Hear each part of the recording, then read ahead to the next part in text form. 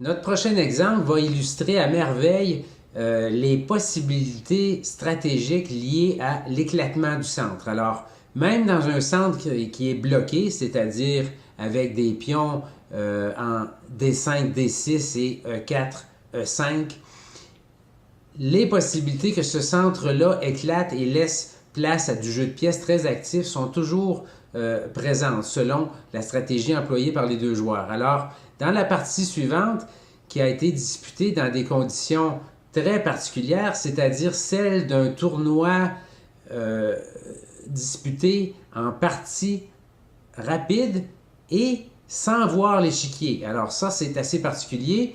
Alors au tournoi Amber à Monaco, depuis plusieurs années, on a organisé un tournoi de ce type-là. Alors les deux joueurs ne voient pas les pièces, ils ne voient qu'un écran d'ordinateur avec un échiquier vide sur devant les yeux. Alors, c'est assez particulier. Non seulement ils ne voient pas la position des pièces, mais euh,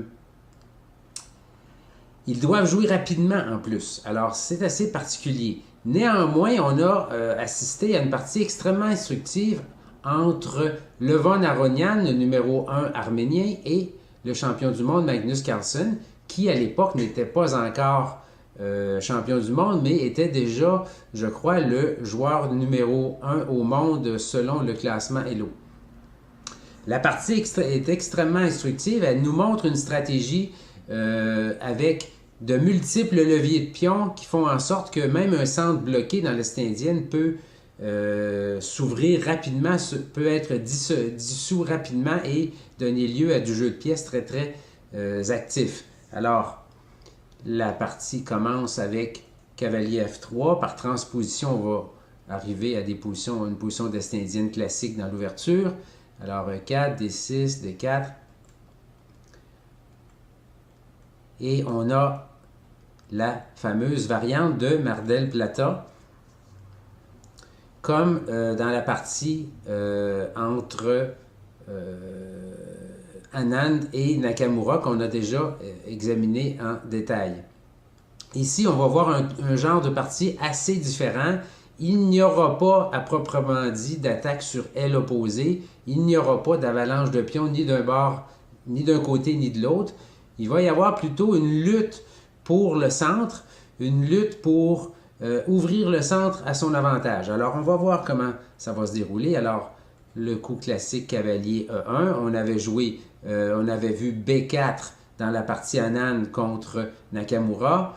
Alors, cavalier en D7, cavalier en D3, supporté C4, C5, bien entendu, F5, pas de surprise. Et ici, les blancs poursuivent avec fou D2.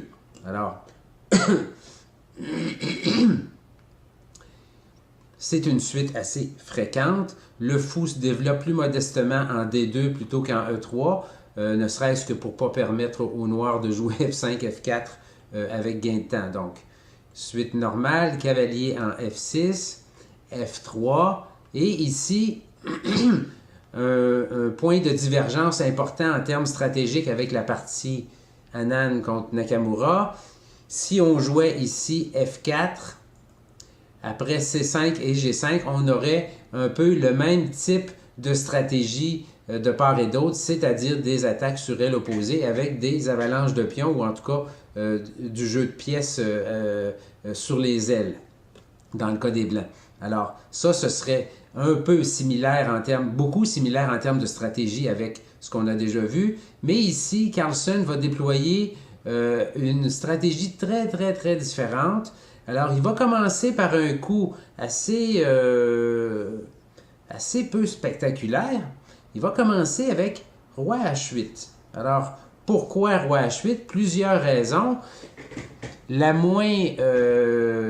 plus cachée, disons, c'est que éventuellement, le roi noir va être plus en sécurité sur la diagonale noire que sur la diagonale blanche A2, G8.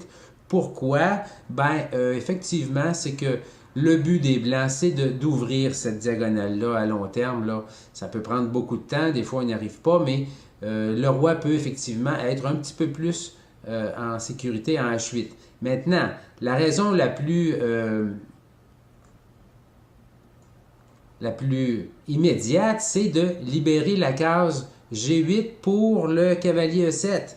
C'est afin de libérer cette case-là pour le cavalier en E7. Pourquoi manœuvrer le cavalier E7 en G8 plutôt qu'en G6 comme on a déjà vu? C'est que en G8, il peut faire deux choses. Il peut permettre ou préparer l'échange du fou G7 avec fou H6. Fou G7 qui, dans une position bloquée, est beaucoup moins fort, beaucoup moins de potentiel. Donc, ça peut être une bonne idée stratégique d'échanger le fou par fou H6. Ou encore, ou bien même que ces deux idées-là peuvent se joindre ensemble, c'est-à-dire que le cavalier va venir en G8 et après, éventuellement, va lui-même aller en H6 pour supporter l'avance du pion jusqu'en G4 et attaquer la chaîne de pions blancs. Alors, le cavalier G8 fait deux choses, là. Il supporte fou H6 dans certains cas, ou bien il supporte la poussée G5, G4 via la case H6. Donc, c'est essentiellement les idées noires avec roi H8. Maintenant, là-dessus, Aronian répond G4, pardon, dans une tentative de bloquer l'aile roi pour éviter justement la fameuse avalanche de pions qu'on a déjà vue. Alors ça aussi, c'est une stratégie assez typique G2, G4 pour éviter que les noirs gagnent de l'espace à l'aile roi. Naturellement, en faisant ça, les blancs, qu'est-ce qu'ils font aussi? C'est qu'ils mettent un petit peu leur jeu à l'aile dame en attente, donc ça aussi, ça a des conséquences. Alors G4, par contre, une stratégie tout à fait valable. Voyant ça, Carlsen décide que la stratégie avec F5, F4, G6, G5 et puis éventuellement H5 ne lui offre pas assez de jeu à son goût, ne lui offre pas assez de perspectives pour ouvrir l'aile roi. Alors qu'est-ce qu'il fait? Il adopte plutôt une stratégie de pression centrale. Alors qu'est-ce qu'il fait? Il joue plutôt C6 avec établissant un nouveau levier de pion. Un levier de pion, hein, c'est tout simplement une possibilité d'échanger des pions, là, alors qu'on attaque un pion qui est fixe. Le pion de D5 est fixe, donc on est assuré qu'on a un échange de pions possible au moment qu'on va choisir. Alors là, on a un levier de pion, on a un autre levier de pion ici, et le levier de pion peut fonctionner dans l'autre direction. Alors là, on commence à avoir un centre qui peut se dissoudre assez rapidement là, selon le désir de un ou l'autre des joueurs. Alors, qu'est-ce que Aronian répond ici sur C6? Ben là, il voit, lui, la possibilité d'un échec là, sur la grande diagonale noire. Hein? Il voit des possibilités d'échec ici par la dame en B6. Alors ça le dérange un petit peu. Alors, il décide de faire un coup prophylactique comme Carlsen a fait avec roi H8 et décide de placer son roi sur une diagonale, en principe, moins vulnérable. Alors, il place son roi en G2. Une autre idée, ça aurait été de le placer en H1, mais essentiellement, le roi se retrouve sur la grande diagonale blanche qui est quand même pas mal obstruée présentement. On va voir tout à l'heure que pas certain que le roi est si bien placé en G2. Alors, on peut avoir des doutes là, sur la validité de roi G2. Peut-être qu'un coup de développement, par exemple, comme tour C1 aurait été plus utile. Alors,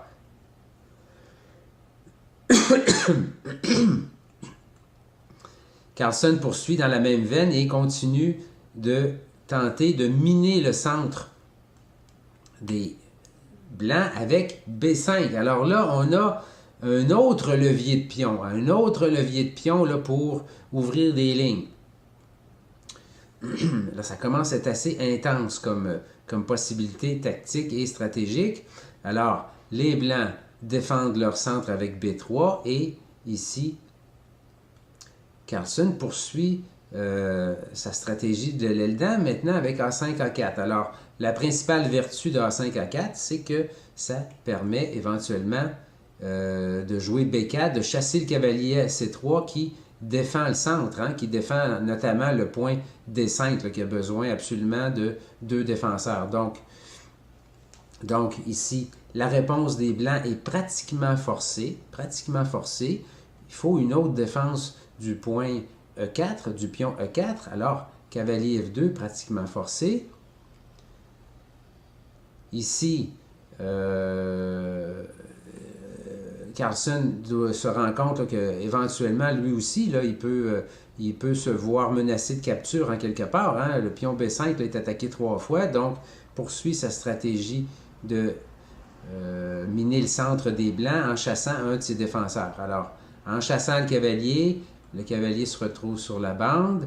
Et là, coup de développement assez mystérieux à première vue, c'est-à-dire que Carlsen développe son fou de case blanche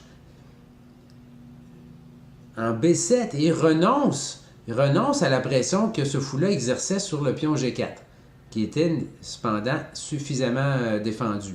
Donc, il place son fou en B7 dans une situation qu'on comprend assez mal, c'est-à-dire que là, on a une chaîne de pions blancs devant le fou qui le bloque. Par contre, si on regarde encore les leviers de pions qui menacent cette chaîne-là, on peut commencer à se douter qu'il y a quelque chose qui se passe avec le centre et qui a l'air solide, mais qui est quand même très vulnérable là, du côté blanc. Alors ici, fou en B7, pression sur D5 et indirectement pression sur le roi en G2 là, qui s'était placé là pour être mieux défendu. Alors, ici, erreur fatale de Aronian. Mais là, ça, on le sait après analyse. Pendant la partie, c'est évidemment extrêmement difficile de deviner ou d'analyser que ce coup-là puisse être mauvais. Car Aronian met la tour A1 en jeu avec tour C1. Qu'est-ce qu'il y a de mauvais là-dedans? Ben, c'est tout simplement que ça ne répond pas aux besoins bien concrets de la position. Sans que ça paraisse trop, les Blancs ont établi une menace de faire exploser le centre et de s'en prendre directement au roi blanc, pardon. Alors, il y a une menace qui est cachée et qui va s'exécuter de façon très dynamique dans les prochains coups. Alors, qu'est-ce qu'il fallait jouer?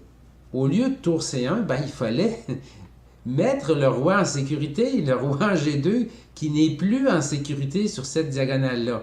Alors, c'est ça dont on parle quand on parle de jouer de façon concrète. Tout à l'heure, roi G2, ça avait du sens, mais maintenant, ce qui a du sens, c'est de l'enlever de cette diagonale-là. Alors, ce qu'il fallait jouer, c'était roi en G1. Très difficile à comprendre ou à vérifier pourquoi, mais on va le faire tout à l'heure. Ça va devenir presque clair comme de l'eau de roche. Alors, roi G1, et ici, ça fait toute la différence avec la suite de la partie et on va y revenir tout à l'heure. Alors, on va voir d'abord pourquoi tour C1 n'est pas bon. Carlsen fait exploser le centre avec F prend E4, F prend E4, C prend D5, E prend D5 ou C prend D5, ce serait revenu exactement au même.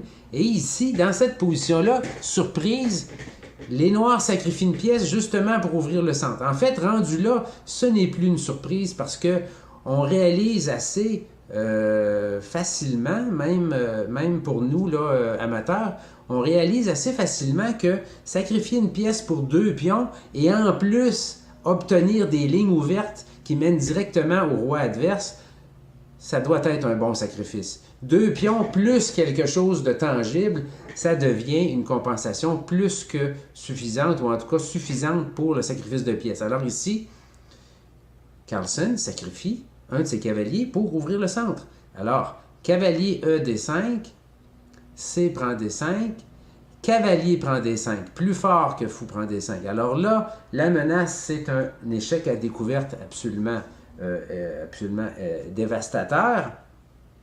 Alors ici, pas le choix. Finalement, il faut le mettre sur une case noire, le roi blanc. Il faut le mettre en G1. Et là, le coup clé de la stratégie noire, il s'agit de libérer notre fameux fou G7, là, notre fameux fou G7 qui représente souvent notre carte cachée dans la défense est-indienne, notre fameux fou G7 qui devient extrêmement actif après le coup E4. Après le coup E4. Et là, rien ne va plus. Rien ne va plus. Le fou menace encore une fois de venir en D4. Hein. Ça nous rappelle quelque chose. Hein. Ça nous rappelle notamment la partie entre Gustafsson et Kramnik. Encore une fois, notre fou D4 en provenance de G7 qui devient une menace extrêmement sérieuse.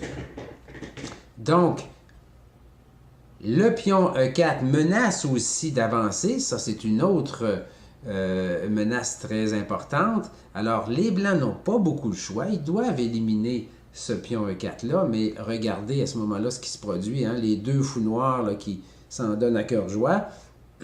Alors, fou en D4. Ici, les Blancs décident de sacrifier la qualité parce que après cavalier en F2, dame en F6, dame E1, cavalier F4 qui menace cavalier H3 mat, la partie est déjà terminée. L'attaque est imparable. Alors, au lieu de cavalier F2, Aronian trouve la meilleure défense qui est tour en F2. Et là, ici, Carlsen devait éviter un coup attrayant, un coup très, très attrayant, mais qui aurait permis aux Blancs soudainement de revenir dans la partie et même d'offrir une défense là, tout à fait intéressante. Alors, ici, ce que Carlsen devait éviter, c'était le coup naturel, mais moins fort, dame H4. Alors ici, qu'est-ce qui se produit? Bien là, on se rend compte qu'il y a une attaque très forte sur la tour F2, en fait, qui semble imparable, hein, parce que là, les Noirs menacent, par exemple, de jouer tour prend F2 et d'amener leur autre tour en support à l'attaque sur F2, et il va manquer de défenseurs, là. Alors, qu'est-ce qui peut sauver les Blancs dans une position comme ça? Ça serait de trouver un moyen magique d'éliminer ce fameux fou en D4 là, qui est extrêmement puissant. Alors, est-ce qu'il y aurait une façon magique de l'éliminer? Mais oui, il y en a une. Il y en a une. C'est ça qui est le pire. C'est absolument ahurissant de découvrir que fou C3 permet justement d'éliminer le fou D4 et de continuer la défense. Alors, qu'est-ce qui se produit après fou C3? Bien, si on regarde bien, là, le fou D4 est cloué lui aussi. Hein? Alors, pas d'autre choix que de jouer fou prend C3, cavalier prend C3. Déjà, c'est un succès énorme. Alors, qu'est-ce qui peut se produire par après? Tour prend F2. Et là, un échec intermédiaire important pour les Blancs. Dame D4 échec. Roi en G8 et cavalier prend F2. Et soudainement, ce sont les Blancs qui ont pris l'avantage. Ce sont les Blancs qui ont pris l'avantage à cause notamment de la possibilité fou en C4. Et là, c'est le roi noir qui va souffrir bientôt. Alors, le vent a changé de côté ici avec l'échange du fou en D4. Par conséquent, Magnus trouve autre chose que dame H4. Il joue tour prend F2 qui est très très bon. Tour prend F2 qui est très très bon. Il avait encore mieux, mais c'était difficile à trouver. C'était le coup du fou A7 qui met le fou en sécurité et là qui libère tout le jeu noir après. Alors, avec le fou A7 là, qui est invulnérable et le clouage en F2 là, qui est à perpétuité, là, à ce moment-là, on peut poursuivre par dame H4 par la suite et obtenir une position gagnante très très facilement. Donc, au lieu de fou A7, par contre, Carlsen a trouvé ici tour prend F2 qui était assez bon parce que sur la réplique normale, la réplique évidente cavalier F2, la partie est tout de suite terminée ou tout près avec dame H4, dame E1, tour F8 et là c'est terminé. Il n'y a plus de façon de défendre F2. Alors au lieu de après tour prend F2, au lieu de cavalier prend F2, ici, les blancs devaient jouer pour résister. Ils devaient jouer encore une fois un coup pour tenter d'éliminer notre fameux fou D4. Tout est basé sur le fou D4. Alors, qu'est-ce qu'on avait ici pour les blancs? On avait le beau coup défensif. Au lieu de cavalier F2, on avait fou prend G5. Fou prend G5. Alors là, en même temps qu'on attaque la dame noire, on attaque le fou D4, ce qui neutralise en bonne partie là, la menace d'échec à la découverte. Et qu'est-ce qui se produit par après? Bien, réponse, la suite à peu près forcée, là, après analyse. On a fou F6, fou prend F6, tour prend F6, dame en D4, et les blancs parviennent à se défendre, parviennent à faire quelque chose d'intéressant et causent des ennuis aux noirs qui doivent jouer ici cavalier en F4, attaque le fou en E2, fou en F1, et là, l'idée de cavalier prend F4, c'était finalement d'échanger ce cavalier-là, ce qui n'empêche pas quand même les blancs de regagner du matériel avec G5, cavalier E6, dame prend F6, dame prend F6, G F6, et finalement, quand la fumée, les cendres sont, la fumée s'est dissipée et les cendres sont retombées, les noirs se retrouvent avec une finale non pas gagnante, mais très très avantageuse, alors qu'ils risquent fort de gagner un deuxième pion en allant chercher le pion F6. Donc, finale probablement gagnante, mais les blancs ont encore du jeu ici. Leurs pièces sont quand même actives, alors ils peuvent espérer offrir une résistance.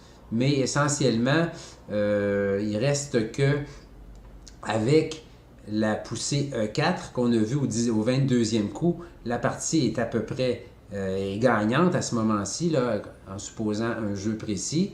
Ce qu'il faut dire aussi, c'est qu'il faut expliquer pourquoi finalement tour C1 aurait pu être avantageusement remplacé par roi G1. Alors, si les noirs essaient la même stratégie que tout à l'heure, c'est-à-dire défoncer le centre, en fait l'éliminer, le faire exploser, et puis jouer un peu de la même façon que tout à l'heure, comment les blancs vont être capables de se défendre? Alors, on va regarder la variante suivante.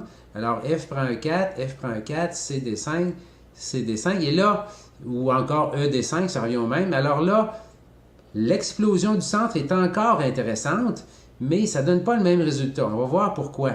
Parce que, après E D5, cavalier D5, là, ici, c'est aux blancs à jouer et ils ne sont pas obligés de jouer un coup passif. Ils ne sont pas obligés de jouer un coup passif comme tour C1 qui a été joué dans la partie. Alors là, profitant du fait que le roi est déjà à l'abri, hein, a déjà quitté la grande diagonale blanche, les blancs sont en mesure d'empêcher E5, E4.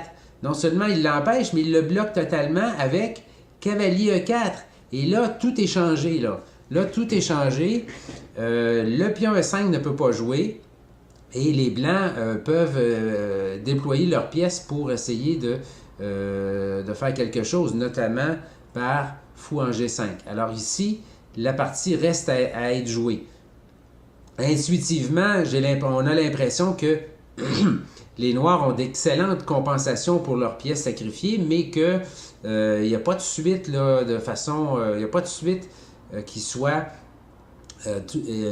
décisive dans les médias. Alors ça, cette position-là aurait été tout à fait jouable là, des deux côtés.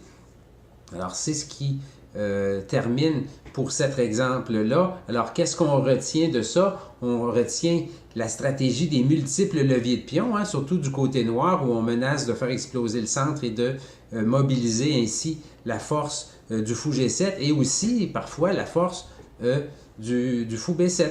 Alors, une partie à rejouer et à revoir là, pour saisir encore davantage là, les tenants et aboutissants de cette stratégie-là.